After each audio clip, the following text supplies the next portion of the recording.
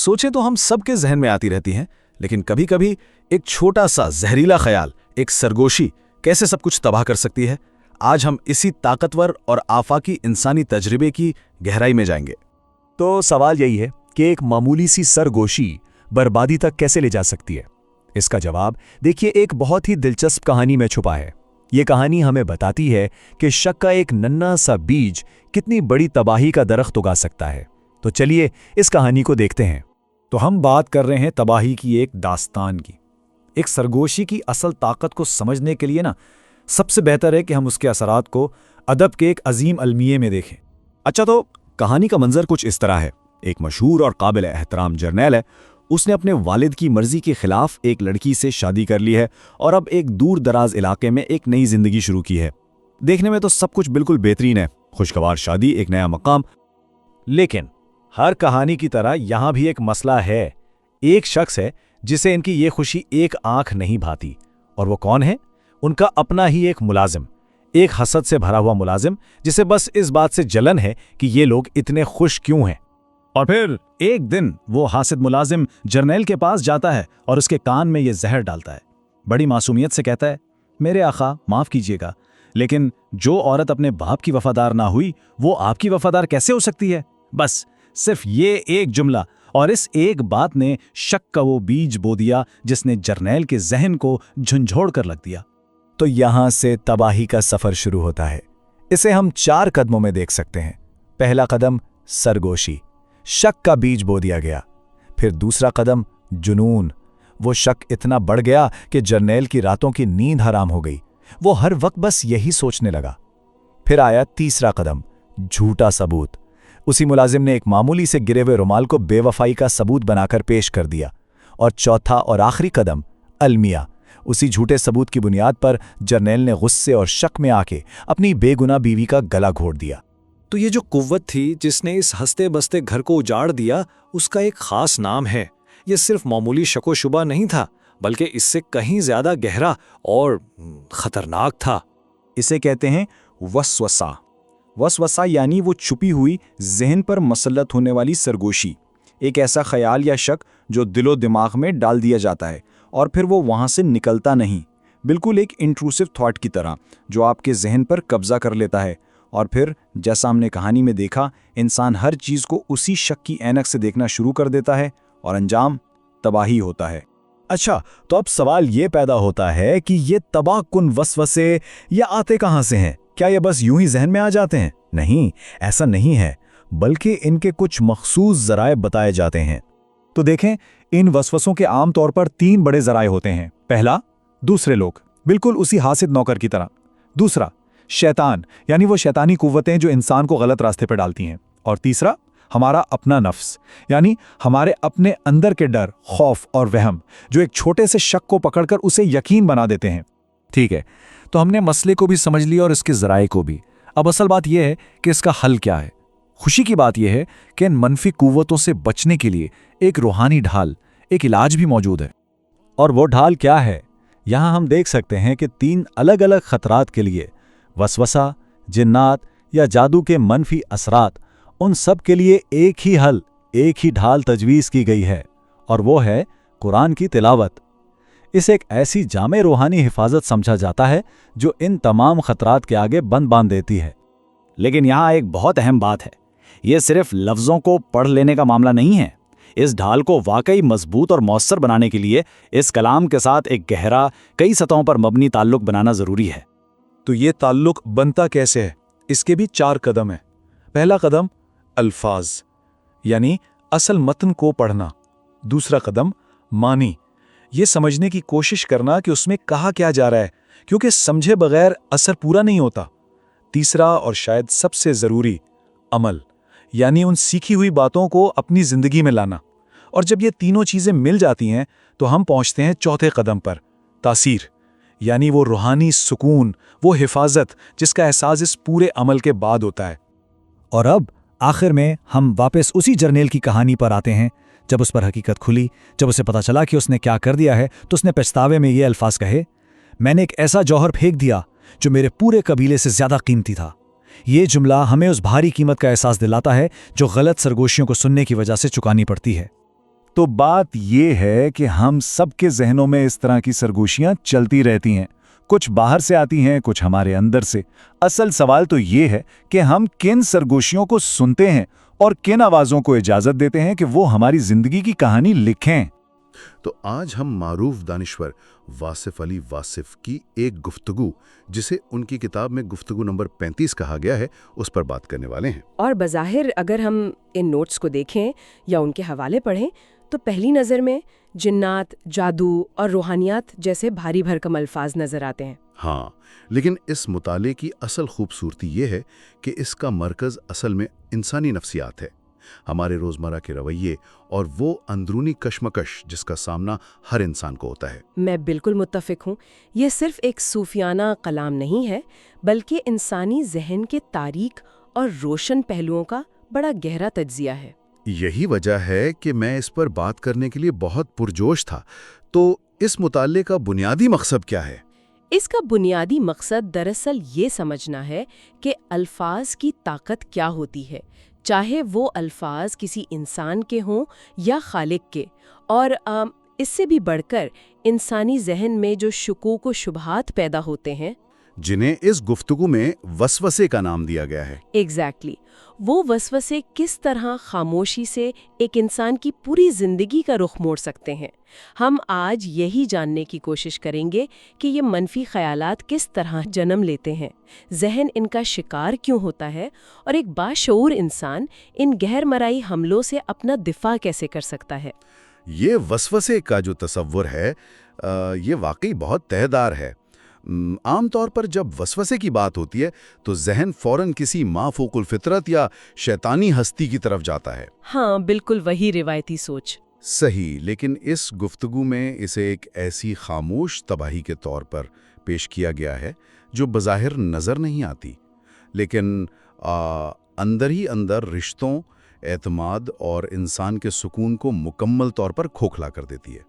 اور یہاں جو بات سب سے زیادہ حیران کن ہے اور میری رائے میں جو روایتی سوچ کو چیلنج کرتی ہے، وہ یہ ہے کہ وسوسہ ڈالنے والا ہمیشہ کوئی روایتی شیطان یا کوئی ماورائی مخلوق نہیں ہوتی۔ تو پھر کون ہوتا ہے؟ گفتگو بڑی صراحت سے یہ واضح کرتی ہے کہ یہ وسوسہ ڈالنے والا کوئی عام سا انسان بھی ہو سکتا ہے، کوئی بظاہر ہمدرد نظر آنے والا شخص، اور سب سے بڑھ کر انسان کا اپنا اندیشہ یا اس کا اپنا حسن خیال بھی ہو سکتا ہے۔ یعنی انسان کا اپنا ذہن ہی بعض اوقات اس کا سب سے بڑا دشمن بن جاتا ہے۔ جی ہاں، جو چھوٹے چھوٹے حقائق کو توڑ مروڑ کر ایک ایسے خوفناک جال میں تبدیل کر دیتا ہے جس سے نکلنا ناممکن محسوس ہونے لگتا ہے۔ یہ بات سمجھ میں آتی ہے، لیکن جب ذہن پہلے ہی کسی عدم تحفظ یا شک کا شکار ہو تو انسان اس وسوسے کو پہچانے گا کیسے؟ یہاں بات واقعی بہت دلچسپ ہو جاتی ہے جب ہم اس کی مثال دیکھتے ہیں۔ بالکل اس کلاسک کہانی کی مثال۔ ہاں، اس مواد میں عالمی ادب کی ایک کلاسک ٹریجڈی کی جو مثال دی گئی ہے وہ انسانی نفسیات کو سمجھنے کے لیے ایک ماسٹر کلاس ہے۔ اس کہانی میں ایک بہت ہی بہادر اور شاندار حبشی جرنیل کا ذکر ہے، ایک ایسا شخص جو میدان جنگ کا ہیرو ہے، جس کی دلیری اور فتوحات کی وجہ سے اسے بہت عزت دی جاتی ہے اور وہ گورنر کے منصب تک پہنچ جاتا ہے۔ صحیح، اور پھر اس کی شادی ایک انتہائی خوبصورت سفید فام لڑکی سے ہو جاتی ہے، لیکن یہ شادی لڑکی کے باپ کی مرضی کے خلاف ہوتی ہے۔ ابتدائی طور پر دونوں اپنی زندگی میں انتہائی خوش اور مطمئن نظر آتے ہیں، لیکن پھر اس خوشگوار زندگی میں ایک ویلن داخل ہوتا ہے جو کہ اس جرنیل کا اپنا ہی ایک ماتحت یا نوکر ہے۔ اور اس عظیم کہانی کی سب سے خوفناک بات یہ ہے کہ اس ویلن کا بنیادی ہتھیار کوئی خنجر، کوئی زہر یا کوئی فوج نہیں ہے۔ اس کا واحد اور سب سے مہلک ہتھیار صرف اور صرف وسوسہ ہے۔ وہ جرنیل کی نفسیات میں موجود ایک بہت ہی باریک سی درار کو پہچان لیتا ہے۔ وہ درار اس کا اپنا عدم تحفظ ہو سکتا ہے کہ وہ ایک مختلف پس منظر سے آیا ہے اور لڑکی کے باپ نے اسے قبول نہیں کیا۔ بالکل، اور وہ ویلن اس درار کا فائدہ کتنی ہوشیاری سے اٹھاتا ہے۔ وہ نوکر بڑی ہمدردی کا لبادہ اوڑھ کر نہایت عاجزی اور وفاداری کا ناٹک کرتے ہوئے جرنیل کے پاس جاتا ہے اور صرف ایک جملہ اس کے کان میں ڈالتا ہے۔ ہاں، وہ کہتا ہے کہ غور کرنے کی بات ہے کہ جو لڑکی اپنے سگے باپ کی وفادار نہیں ہوئی وہ تمہاری کیا وفادار ہوگی؟ محض چند الفاظ کا ایک مجموعہ، اور گفتگو کے مطابق یہ وہ بیج تھا جس نے اس بہادر، جنگجو اور مضبوط اعصاب والے جرنیل کی راتوں کی نیندیں اڑا دیں۔ ایک ایسا شخص جو تلواروں کی جھنکار اور موت کے سائے میں کبھی نہیں گھبرایا، وہ ایک چھوٹے سے نفسیاتی وسوسے کے سامنے مکمل طور پر ڈھیر ہو گیا۔ یہیں سے نفسیاتی زوال کا باقاعدہ آغاز ہوتا ہے۔ انسانی دماغ کی ساخت کچھ ایسی ہے کہ جب وہ ایک بار شک کی مضبوط گرفت میں آ جاتا ہے تو وہ شعوری یا لاشعوری طور پر صرف ان چیزوں کو تلاش کرنے لگتا ہے جو اس کے شک کو تقویت دیں۔ جسے ہم آج کی جدید نفسیات میں کانفرمیشن بائس کہتے ہیں۔ جی ہاں، کانفرمیشن بائس۔ جب شک پیدا ہو گیا تو اب ہر مسکراہٹ، ہر خاموشی اور ہر عام سی بات کے پیچھے ایک سازش نظر آنے لگتی ہے۔ جرنیل کے ساتھ بھی بالکل یہی ہوا۔ اور اسی کانفرمیشن بائس کا عروج وہ مشہور رومال کا واقعہ ہے۔ وہ بیچاری معصوم بیوی جو اس تمام زہریلی سازش سے مکمل طور پر بے خبر ہے، گھر میں قدم قدم چل رہی ہوتی ہے اور لاپرواہی میں اس کا ایک خاص رومال زمین پر گر جاتا ہے۔ اور وہ ویلن نوکر جو موقع کی تلاش میں تھا اس رومال کو اٹھا لیتا ہے۔ پھر وہ اسے جرنیل کے سامنے بے وفائی کے ایک ٹھوس اور ناقابل تردید ثبوت کے طور پر پیش کرتا ہے۔ وہ جرنیل کے ذہن میں یہ بات بٹھا دیتا ہے کہ اس کی بیوی وہ رومال کسی اور شخص کو تحفے میں دے آئی ہے۔ اب چونکہ جرنیل کے ذہن میں وسوسہ پہلے ہی ایک تناور درخت بن چکا تھا، اس لیے وہ بغیر کسی تحقیق کے، بغیر کوئی صفائی مانگے، صرف ایک گرے ہوئے رومال کو دیکھ کر حتمی نتیجے پر پہنچ جاتا ہے۔ اور اس کا انجام تاریخ کی بدترین اور افسوسناک ترین داستانوں میں سے ایک ہے۔ وہ شخص جو اپنی بیوی سے بے پناہ محبت کرتا تھا، غصے، شک اور اندیشوں کے اندھیرے میں اس قدر اندھا ہو جاتا ہے کہ وہ اپنی ہی بے گناہ بیوی کی جان لے لیتا ہے، محض تکیے سے اس کا دم گھونٹ کر۔ یہ کہانی صرف ایک قتل کی نہیں ہے، بلکہ یہ اس بات کا استعارہ ہے کہ وسوسہ کس طرح انسان کی عقل، اس کی محبت اور اس کی انسانیت کا دم گھونٹ دیتا ہے۔ یہاں ایک اہم سوال پیدا ہوتا ہے کہ اس ویلن کا اصل مقصد کیا تھا؟ ہاں، یہ واقعی سوچنے کی بات ہے۔ کوئی بھی سوچ سکتا ہے کہ شاید اسے کوئی بڑا مالی فائدہ چاہیے تھا، یا وہ جرنیل کی کرسی اور عہدہ ہتھیا کر خود گورنر بننا چاہتا تھا۔ لیکن جب گفتگو میں اس ویلن کے اصل مقصد پر روشنی ڈالی گئی تو وہ انسانی نفسیات کا ایک انتہائی تاریک اور خوفناک رخ دکھاتا ہے۔ اس نے اتنی بڑی تباہی کیوں مچائی؟ اس کا جواب تھا کہ مجھ سے ان دونوں کا ایک ساتھ خوش رہنا برداشت نہیں ہوتا تھا۔ وہ محض ان کی خوشی سے حسد کرتا تھا۔ یعنی اس کا کوئی سیاسی یا مالی مقصد نہیں تھا؟ کوئی مقصد نہیں تھا سوائے اس کے کہ وہ کسی کی ہستی کھیلتی زندگی اور سکون کو دیکھ کر اندر ہی اندر جلتا تھا۔ یہ دراصل ایک عام انسان کے اندر موجود وسوسے اور حسد کی سب سے خوفناک شکل ہے۔ کہ انسان بغیر کسی ذاتی فائدے کے محض جلن کی آگ میں دوسروں کی بربادی کا سامان پیدا کر دے۔ بالکل۔ تو اس سب کا اصل مطلب کیا ہے؟ ہم نے دیکھا کہ کس طرح وسوسہ ایک نفسیاتی سطح پر کام کرتا ہے، لیکن گفتگو یہاں رکتی نہیں ہے۔ یہ مواد انسانی نفسیات کی اس خامی سے نکل کر براہ راست ماورائی اور روحانی دنیا میں داخل ہو جاتا ہے۔ ایک دم سے گفتگو میں نظر نہ آنے والی طاقتوں کا ذکر شروع ہو جاتا ہے۔ صحیح۔ تو سوال یہ پیدا ہوتا ہے کہ ان وسوسوں اور منفی چیزوں سے بچاؤ کا طریقہ کیا بتایا گیا ہے؟ جب انسانی ذہن اتنا کمزور ہے کہ ایک جملے سے تباہ ہو سکتا ہے، تو دفاع کیا ہے؟ مخاز اس مقام پر نفسیاتی کمزوری سے روحانی تحفظ کی طرف ایک پل بناتا ہے اور قرآنی الفاظ کی تاثیر کا بہت گہرائی سے ذکر کرتا ہے۔ یہ منتقلی بہت اہم ہے۔ صحیح۔ اگر ہم غور کریں تو گفتگو کا لب لباب یہ ہے کہ اگر منفی الفاظ جیسے اس نوکر کا ایک جملہ ایک پوری زندگی تباہ کرنے کی طاقت رکھتے ہیں، تو مثبت اور الہامی الفاظ میں بھی یقیناً اتنی ہی بڑی طاقت ہونی چاہیے جو اس تباہی کو روک سکے۔ بالکل۔ جب انسان ان وسوسوں سے بچنے کے لیے کلام پاک کا سہارا لیتا ہے تو اسے غیر مرئی تحفظ یا ایسا قلعہ مل جاتا ہے جسے عام آنکھ سے نہیں دیکھا جا سکتا۔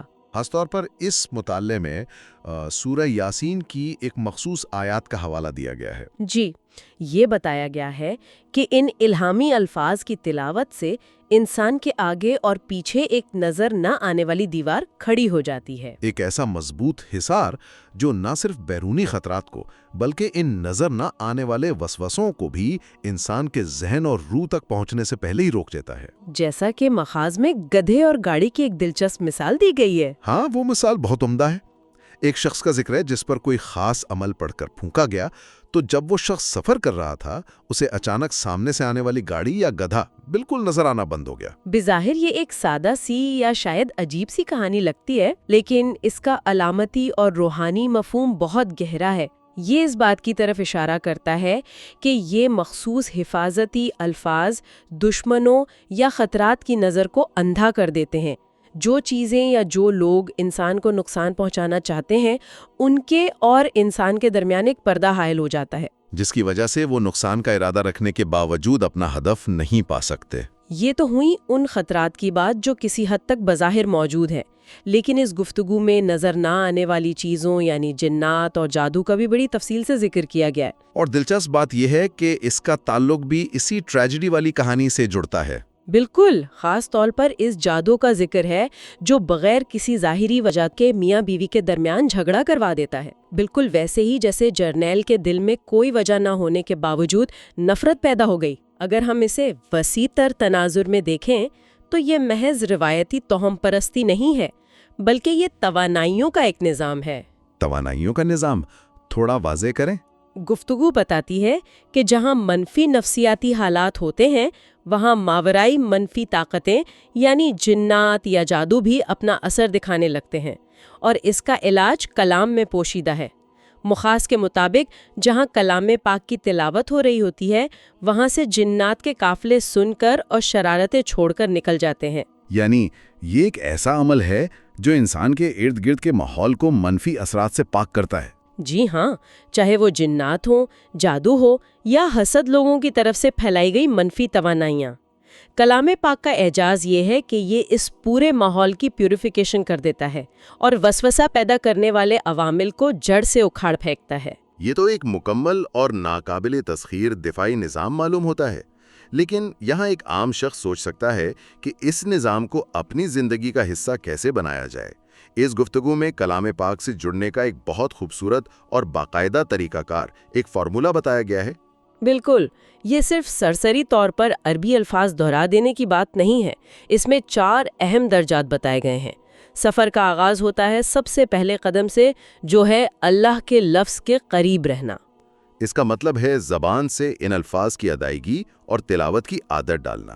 یہ پہلا جسمانی اور ظاہری تعلق ہے۔ لیکن بات یہاں ختم نہیں ہوتی۔ دوسرا قدم ہے ان الفاظ کے معنی کے قریب ہونا، یعنی جو پڑھا جا رہا ہے اس پر غور و فکر کرنا، اسے اپنی عقل اور فہم کا حصہ بنانا۔ اور تیسرا قدم جو شاید سب سے مشکل ہے وہ ہے اس معنی پر عمل کرنا۔ جب انسان مفہوم کو سمجھ لیتا ہے تو اسے اپنے روزمرہ کے رویوں، اپنے اخلاق اور اپنی زندگی میں نافذ کرنا ہوتا ہے۔ اور جب یہ تینوں شرائط پوری ہو جاتی ہیں تو گفتگو کے مطابق چوتھا اور آخری قدم ظاہر ہوتا ہے، جو کہ اس عمل کی تاثیر کا ظاہر ہونا ہے۔ صحیح، یہ ایک مکمل ارتقائی سفر ہے جو محض الفاظ کی ادائیگی سے شروع ہو کر انسانی روح کی کایا پلٹ دینے والی تاثیر تک جاتا ہے۔ اس پورے عمل کو سمجھنے کے لیے گفتگو نے ظرف یعنی انسان کی اندرونی کیپیسٹی کا ایک نہایت شاندار تصور پیش کیا ہے۔ مطالعہ کرنے والے کے ظرف کے حساب سے قرآن کے معنی بدلتے ہیں، لیکن اس ظرف کے تصور کو ہم آج کی دنیا میں کیسے سمجھ سکتے ہیں؟ اسے جدید دور کی ایک مثال سے سمجھنا بہت آسان ہے۔ فرض کریں ہم کسی ہائی ریزولوشن 4K ویڈیو کو مختلف سکرینز پر دیکھ رہے ہیں۔